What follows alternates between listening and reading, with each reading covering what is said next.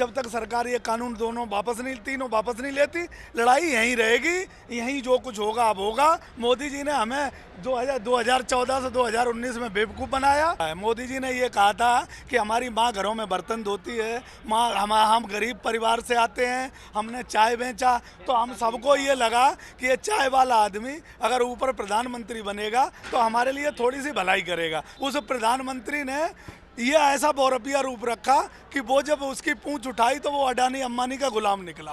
क्या कहें सरकार से, हम तो किसी सरकार ने छोड़े ही ना है कहने लायक। सबने नोच नोच के खाए, ये कुछ हमें बचावेगा। इनने उनसे भी ज्यादा दाब लिए। वो है कि मोदी अपने मन की तो बात कहे है, मेरे मन की बात नहीं कर। अरे अपने मन की तू कलियों कहता रहा, हमारे मन की सुन, हम क्या कह रहे हैं हमारी भी तो सुन। हमारे खून पसीने की जो कमाई है वो कोई तीसरा आदमी तय करेगा। सरकार यही तो चाह रही है, सरकार को हम जमीन दे दें और फिर अडानी अंबानी के हम पल्लेदारी करें। आपको हमारे यहाँ जो आलू 50 रुपए में कट्टा खरीदा जाता है 50 किलो का, वो आलू आपको 50 रुपए किलो मिलने वाला है। जो आज से 400-500 साल पहले पूंजीवादी व्यवस्था, फांसीवादी व्यवस्था चल रही थी, हमें उसी तरफ धकेला जा रहा है। ना हमें ये कहीं भेज पाएंगे, ना आपस में लड़ा पाएंगे। अब सरकार का ये फंटा फ्लॉप हो गया। किसान आंदोलन 26 दिन क्रॉस कर चुका है। सरकार मान नहीं रही है, किसान हटने के लिए तैयार नहीं है। आज हाईवे भी जाम हुआ। अब क्या करेंगे आप लोग? अब तो ये करो या मरो का और जीवन मरण का प्रश्न है। जब तक सरकार हमारी नहीं सुनेगी, सरकार अपने तीनों काले कानून वापस नहीं लेगी, सरकार एमएसपी का कानून नहीं बनाएगी, तब तक हम लोग यहाँ से नहीं हटेंगे। अभी तो खैर 25 जो हमारे किसान भाई हैं, 25 किसान भाई शहीद हुए हैं।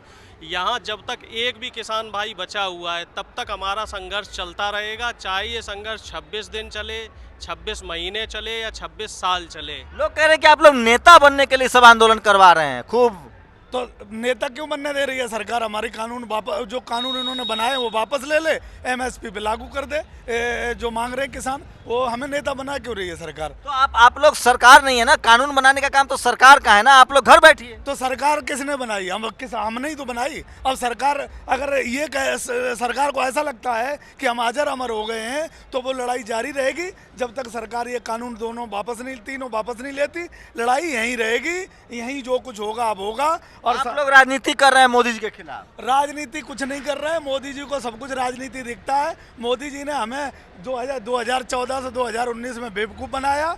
मोदी जी ये कहते रहे कि तुम मेरे अन्नदाता हो, तुम मेरे भगवान हो, तुम भारत माता की जय बुलवाते रहे, हमें नोटबंदी के फायदे सुनाते रहे।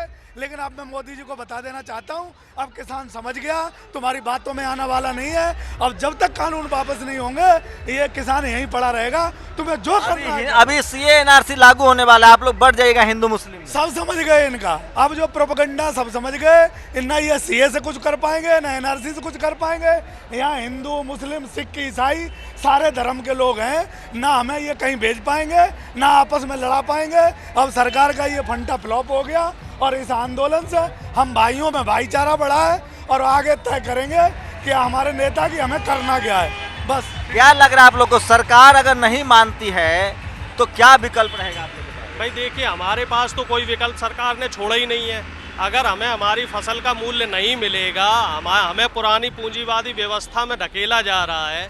जो आज से 400-500 साल पहले पूंजीवादी व्यवस्था, फांसीवादी व्यवस्था चल रही थी, हमें उसी तरफ धकेला जा रहा है। हमारे जो अन्न का जो मूल्य है वो एक बनिया लाला तय करेगा, वो हमें बताएगा कि हमें उसका कितना पैसा मिलेगा। हमारे खून पसीने की जो कमाई है वो कोई तीसरा आदमी तय करेगा। तो हमारे पास क्या रास्ता है आप बताइए? हमें तो सड़कों पे आना। जमीन दे क्यों नहीं देते सरकार? अब जमीन के अलावा हमारे पास है क्या? जमीन अगर हम दे देंगे तो फिर हम क्या करेंगे? हमारे पास और कोई रास्ता नहीं है। सरकार यही तो चाह रही है, सरकार को हम जमीन दे दें और फिर अडानी अंबानी के हम पल्लेदारी करें। सरकार क्या चाह रही है? यही तो चाह रही है कि गरीब को खत्म कर दो, बस गरीब हमारा गुलाम रहे, हम रोटी जितनी दें उतनी खाए, उससे ज्यादा ना खाए। जो लोग आपका अन्न खाते हैं, आप अन्न उपजाते हैं, जो अन्न खाते हैं, कहते हैं ना कि एक रोटी उपजाता है, एक रोटी बनाता है, एक रोटी पर राजनीति करता है। जो लोग आपका अन्न खाते हैं उनसे क्या अपील करेंगे? क्योंकि मैं देश की 135 करोड़ जनता है, मैं इस जनता से यही कहना चाहता हूं कि ये किसान आपके लिए रोड पर पड़ा है, आपकी भलाई के लिए पड़ा है। सरकार ने 7 साल में किसी का अच्छा नहीं करा, 70 साल में कांग्रेस ने हमें कुछ नहीं दे दिया। ये लड़ाई आप सबकी है, पूरे देश की है, और अगर ये लड़ाई में सरकार सफल हो गई तो आपके लिए बहुत खतरनाक दिन आने वाले हैं। आपको हमारे यहाँ जो आलू 50 रुपये में कट्टा खरीदा जाता है 50 किलो का, वो आलू आपको 50 रुपये किलो मिलने वाला है। और जो रोटी हमारे यहाँ हम लोग ऐसे ही खिलाते हैं लोगों को, वो एक रोटी तुम्हें 20-20 रुपये की मिलने वाली है। दाल जो हम ऐसे ही लोगों को मेहमान बना के खिला देते हैं, बाज़ारों में बेच देते हैं, वो तुम्हारे लिए दाल एक बहुत बड़ा मोती का दाना बनने वाला है। ये अडानी अंबानी की हजारों करोड़ में गोदाम बन रही है। अभी तो गेंद एक आदमी के पास में 135 करोड़ के तो मालिक मोदी जी हैं, उनसे क्या अपील करें? मोदी जी जब तक सत्ता में रहेंगे कानून वापस नहीं करेंगे, हम यहीं बैठे रहेंगे।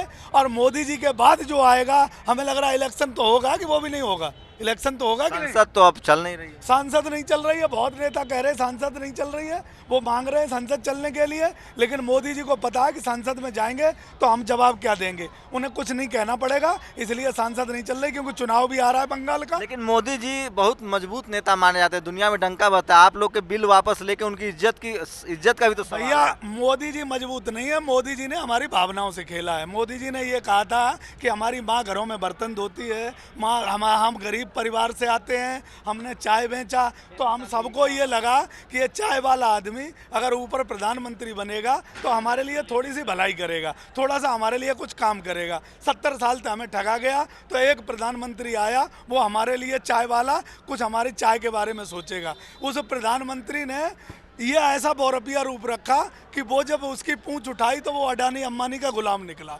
हमें बहुत दुख है इस बात का कि हमारा वोट गलत दिशा में चला गया और प्रधानमंत्री हमने गलत चुन लिया। अब दोबारा फिर इलेक्शन होगा, तब वो इलेक्शन की बात इलेक्शन में करी जाएगी। अभी तो यहाँ जब तक हम लोग कह रहे हैं उनको तो वोट नहीं चाहिए, ईवीएम वाला मसला है। नहीं, मसला चाहे कुछ भी हो, मसला चाहे कुछ भी हो, लेकिन इस बार आप देख लीजिए, जब जब संसद आवारा हुई है तो जनता ने विद्रोह किया है, जनता सड़क पे आई है। चाहे वो लोकनायक जयप्रकाश का समय हो, उस समय भी इंदिरा जी की सरकार लोगों ने ही गिराई थी, और ये दूसरी आज़ादी की लड़ाई है। और आप देख लेना, ये सरकार को झुकना पड़ेगा। अब सरकार के सामने दो रास्ते हैं, या तो सरकार झुकेगी, और जब सरकार नहीं झुकी तो सरकार गिरेगी। और 26 जनवरी पे इस बार किसान जो है वो झंडा लहराएगा।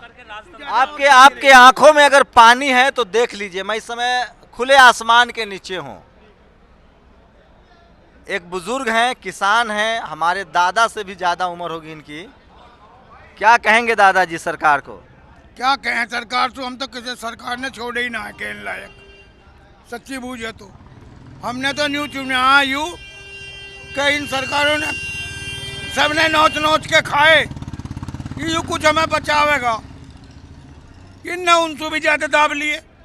कौन? ये किसान दाब कौन लिया? ये किसान दाब लिया। किसान किसने दाब लिया? प्रधानमंत्री ने। ये देखिए कौर, आप लोग को तो उम्र हो गई, आप लोग को तो घर रहना चाहिए, सर्दी का मौसम मैं है। घर में रह जाऊंगा और मेरे बालक तो मरे फिर भगे फिर, मैं घर धार लूंगा। यहाँ कैसे करेंगे?